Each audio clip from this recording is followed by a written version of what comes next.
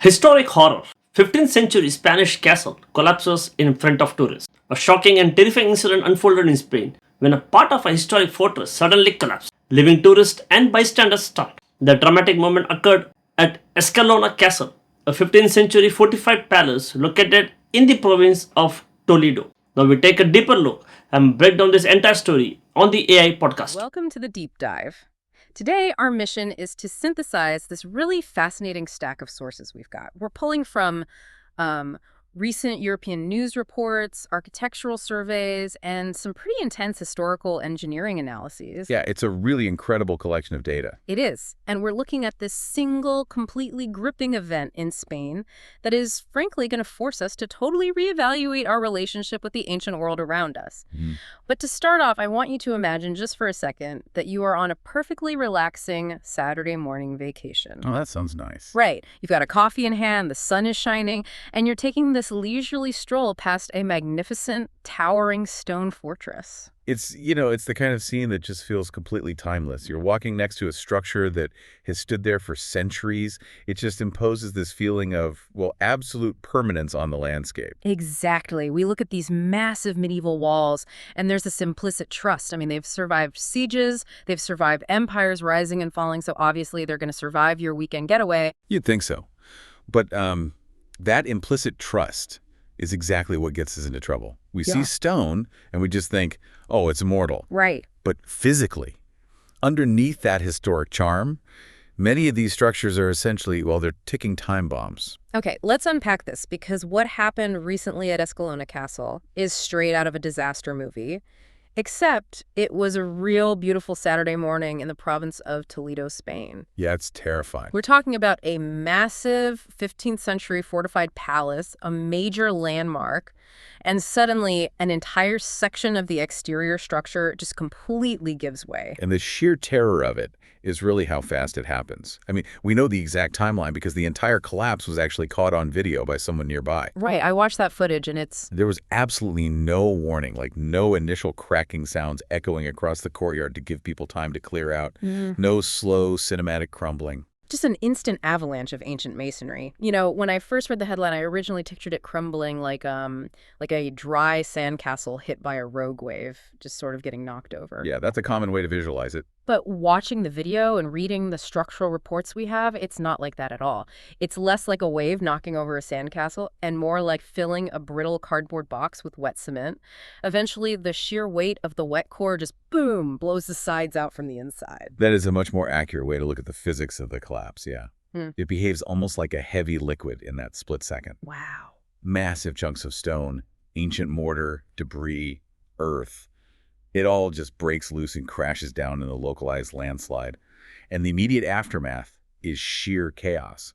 Within seconds, these thick, choking clouds of dust completely engulf the surrounding area. And remember, this is a tourist destination on a Saturday. Families are there, kids are there. You can literally hear tourists in the background of the footage just screaming as this colossal structure comes down. The panic is entirely justified. I mean, you're suddenly blinded by centuries-old dust. Yeah. The ground is literally shaking from the impact of tons of rock hitting the earth, Yeah. and you have no idea how far the debris field is going to spread. Which is terrifying. And we know from the reports that it spread far enough to hit the designated parking area. Several cars that were parked close to the castle walls were struck and completely crushed by the falling rubble. Crushed flat. Which really brings us to the absolute miracle of this entire event, an outcome that honestly baffled even the first responders. Zero. No injuries and no fatalities reported whatsoever. It's unbelievable. Given the massive scale of the destruction we see in the footage and the fact that there were families and children literally right there enjoying their weekend, it is almost impossible to believe. It really is a miracle of timing. I mean, if someone had been standing next to their car looking for their keys, or if a family had paused to take a photo right at that specific section of the wall, like 10 seconds earlier, well, we are looking at a mass tragedy. Absolutely. Yeah. And the local authorities realized immediately how narrowly they avoided a catastrophe. The Civil Guard and the local town hall officials rushed in incredibly fast. Right. They didn't waste any time. No, they didn't just tape off the immediate rubble. They cordoned off the entire area to conduct sweeping safety inspections. And all tourist access to the site was completely suspended. You can't just brush the dust off the road and let people back in after a structural failure of that magnitude. Right, because now every single stone left standing is a suspect. Which leads us to the big question. We know what happened, and we know we got incredibly lucky. But why did it happen? That's the core issue, yeah. I was looking through the reports trying to figure out what triggered this. There was no earthquake, no impact, no construction machinery bumping into it. The sources mentioned rainfall, but I really struggle to understand that. Like, normal rain doesn't just break rock. How does a fortress designed to withstand medieval warfare yield to a rainstorm? What's fascinating here is the actual anatomy of medieval construction and how water interacts with it over centuries. To understand the collapse, we really have to look at how Escalona Castle was built. Okay. It has a deeply layered history. The current structure, or at least what is left of it, was built in the 15th century. But it wasn't built on fresh bedrock. It was actually built directly on top of the uneven remains of an even older medieval fortress. So it's essentially a castle wearing another castle as a hat. Exactly. And it was a serious piece of military hardware in its day. It served as a major strategic stronghold during some very intense key conflicts in Castilian history. It was built to take a beating from siege engines. Right, catapults, trebuchets, all of that. But medieval walls weren't solid blocks of stone all the way through. That would be way too expensive and too slow to build. Instead, they built two outer shells of strong-shaped stone, what we call the ashlar facing, and they filled the wide gap in the middle with a core of rubble, loose rocks, and lime mortar. Okay, so it's sort of like an ice cream sandwich, where the outer stones are the cookie and the rubble core is the ice cream. That's a really good visual, actually. Now, when it was newly built, that lime mortar was incredibly strong. But medieval mortar was essentially just burned limestone mixed with sand and water. Okay. Over 500 years, rain doesn't just bounce off the stone. It seeps into the microscopic cracks. And century after century, that water literally dissolves the lime binder, washing it away and leaving behind just loose sand and dirt inside the wall. Oh, wow. So the ice cream in the middle of our sandwich has basically turned into loose dirt over the centuries. Precisely. Fast forward to modern times. The castle is acquired by a private owner in the 1970s. There's some partial restoration done, but a lot of the structure is noticeably deteriorated. Now, introduce heavy rainfall, which is the suspected trigger for this specific collapse. The rain gets into those cracks. Right, and it doesn't just sit there. It saturates that loose dirt and rubble core, turning it into a heavy liquid mud. And that mud has nowhere to go. Exactly. It creates an immense outward force called hydrostatic pressure. Water is incredibly heavy.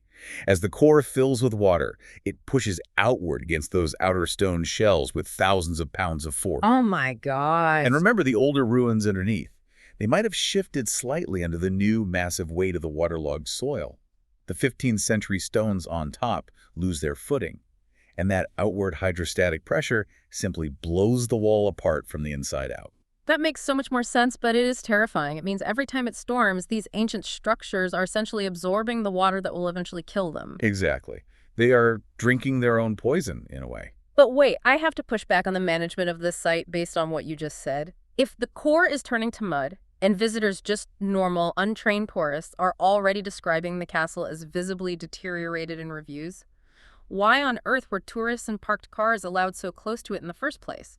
Are we just blind to the danger because we slapped the word historic on a building? It is a profound blind spot. The psychology of how we perceive risk around heritage sites is incredibly flawed. Really? How so? We assume that because a building has survived for 500 years, it has proven its stability. We look at a bowing wall and think, well, it didn't fall down yesterday, so it won't fall down today. Oh, I see. Like a false sense of security. Exactly. Local authorities, private owners, and tourists all fall into this same complacency. The aesthetic of decay makes it feel romantic rather than dangerous.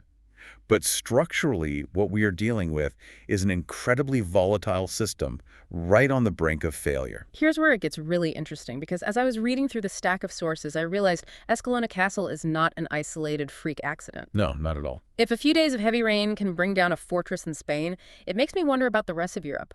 We have thousands of these structures scattered across the continent. Are we seeing this happen elsewhere, or was Escalona just a fluke? It is absolutely not a fluke. The sources explicitly point to a terrifying, overarching trend. Take, for example, what happened in Rome just last year.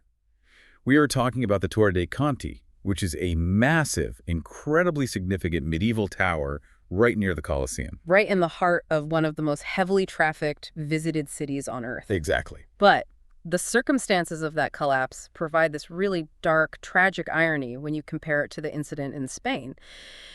In Spain, at Escalona, the wall collapsed essentially from being left to the elements. It was neglected, the rain got in, the hydrostatic pressure built up, and it blew out. But in Rome, at the Torre dei Conti, the tower collapsed while people were actively trying to fix it. Yes. Scaffolding was up, crews were on site, and the collapse happened while renovation work was actively underway. And unlike Spain, they did not get a miracle zero-casualty outcome. Workers were injured in the Rome collapse. One worker was literally trapped under the falling ancient debris. It's awful. Thankfully, emergency rescue teams responded quickly, and none of the injuries were life-threatening. But still, the sheer irony of it, they were actively trying to preserve the tower, and the structure still fought back and crumbled on top of them. Wait, so in Spain it fell because we ignored it, but in Rome it fell because we were actively trying to fix it. It sounds like we're damned if we do, damned if we don't. If we connect this to the bigger picture, we are looking at an incredibly daunting, almost impossible pattern for conservationists. Whether a structure is left entirely to weather the elements on its own, or whether it is actively touched by modern construction tools in a desperate attempt to save it, these structures have reached a critical terminal age. But why would trying to fix it make it collapse? I mean, I assume modern engineers know what they are doing. They do, but the material science of ancient buildings is incredibly finicky. When you are dealing with stone and mortar that is 500, 800, or 1,000 years old, the materials themselves have fundamentally changed at a microscopic level. Changed how? Well, the stones have microfractures from centuries of thermal expansion and contraction, heating up in the blistering summer sun and then freezing in the winter.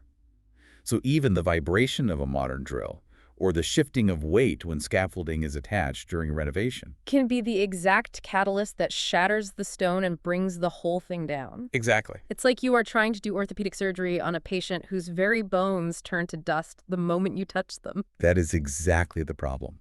And furthermore, many of our modern interventions actually accelerate the decay. Wait, really? How? For a long time in the 20th century, restorers used modern Portland cement to patch up ancient walls. They thought, oh, cement is stronger than lime mortar, so this will hold it together better. Which sounds logical. It does. But modern cement is rigid, and crucially, it is impermeable, doesn't breathe. Oh, no. So when the rain gets in through the roof or from the ground? The water gets trapped right behind the modern cement. It can't evaporate out of the joints anymore. So the trapped moisture forces its way into the softer ancient stone itself. When winter hits, that trapped water freezes, expands, and literally blows the face of the ancient stone right off. Wow. Yeah.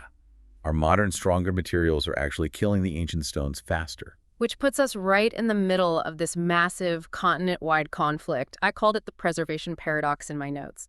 We have this deep, booming desire to consume history. We want to walk where kings walked. We want to touch the stones of the Colosseum. We want to take our kids to a 15th-century Spanish fortress on a Saturday morning. Right, and these historical sites draw millions of visitors annually. It is a massive multi-billion-dollar tourism industry. And beyond the economics, it is a core part how we physically connect with our shared human heritage.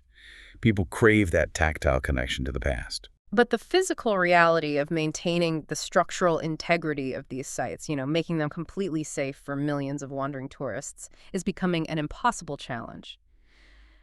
So what does this all mean? It's the big question. For you listening right now, does knowing that a historic landmark could literally burst open and fall on your head change the way you want to experience it? Does it change the romantic appeal of a ruin when you realize the ruining process isn't something that happened in the past, but is still actively, violently happening right now?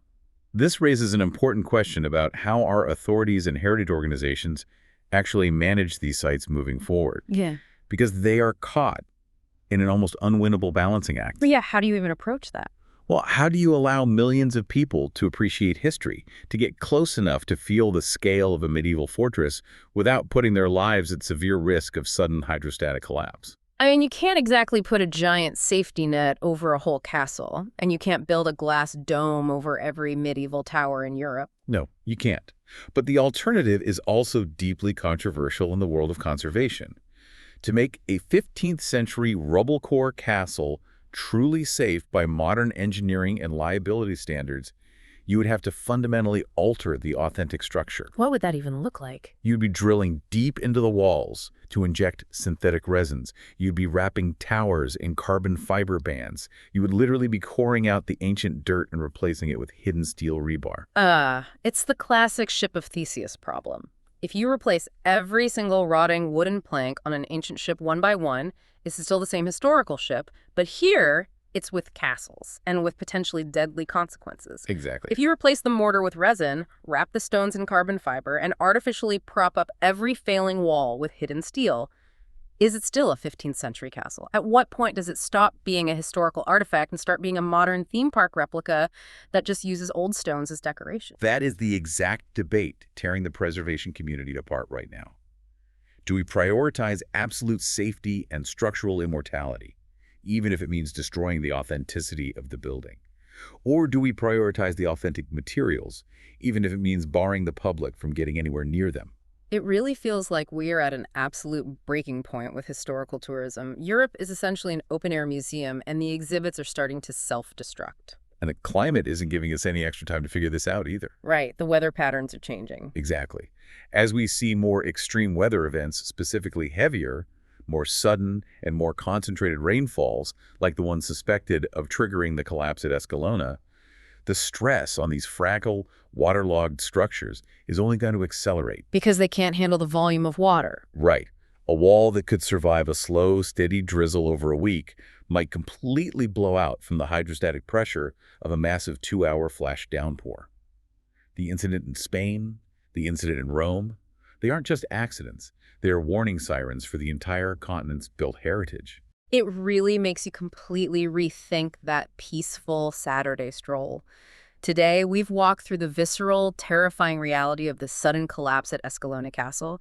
We've seen how centuries of heavy stone built on top of older ruins can just turn into a liquid avalanche of dust in a matter of seconds. Yeah, it's incredibly sobering. And the culprit isn't a catapult, but something as simple and relentless as heavy rain dissolving ancient lime mortar. And we've contrasted that natural decay with the Torre dei Conti in Rome, where we saw that even our best, most well-funded efforts to renovate and protect these structures can trigger the exact catastrophic failures we are trying to prevent. Which is just so tragically ironic. It is. The ancient stones are so microfractured and chemically altered that the mere vibration of modern tools or the injection of modern impermeable cements can injure the very workers trying to save them. And it leaves us looking at a massive, looming challenge for the future of preserving our past. The tension between our booming desire to experience the authentic ancient world firsthand and the terrifying reality that the ancient world is physically expiring right in front of us. It is a profound challenge. For preservationists trying to invent new breathable materials, for governments trying to balance tourism revenue with public safety, and honestly, for everyday tourists who just want to safely touch a piece of history. Which brings me to a final thought I want to leave you with, based on everything we've unpacked from these reports today. We spend so much time, billions of dollars, and incredible engineering stress trying to hold these aging structures up. Oh, massive amounts of resources. We wrap them in scaffolding, inject them with chemicals, and panic when they fall. But if history can crumble into a cloud of dust in 10 seconds flat, despite our best efforts, maybe we need to fundamentally change our perspective. Also, Well, maybe we need to stop viewing these stone landmarks as permanent, immortal fixtures of our world. We treat them like they're supposed to be exempt from the laws of nature. But instead of endlessly trying to prop up ancient stones that are desperately physically trying to return to the earth through gravity and rain, maybe we should accept that architectural history has a natural lifespan. that's a really interesting way to look at it. What if, instead of artificially freezing these castles in time with steel and concrete, turning them into fake replicas of themselves, we focus our efforts entirely on documenting them. We scan them, we study them, we learn everything we can from them, and then we step back and allow them to gracefully, naturally become the earth again. That is a fascinating, if somewhat controversial, way to look at our built heritage. Letting go of the stones to save the history. It completely flips the preservation paradox on its head. It's definitely something to mull over. Thank you for joining us on this deep dive. We hope the next time you are on that relaxing Saturday morning vacation, sipping your coffee, and you look up at a towering ancient wall, you look just a little bit closer at the stones. Okay, one question for you. How safe are historic tourist sites like Escalona Castle? And should authorities restrict public access to aging monuments that may pose serious structural risks? Don't forget to comment it. Thanks.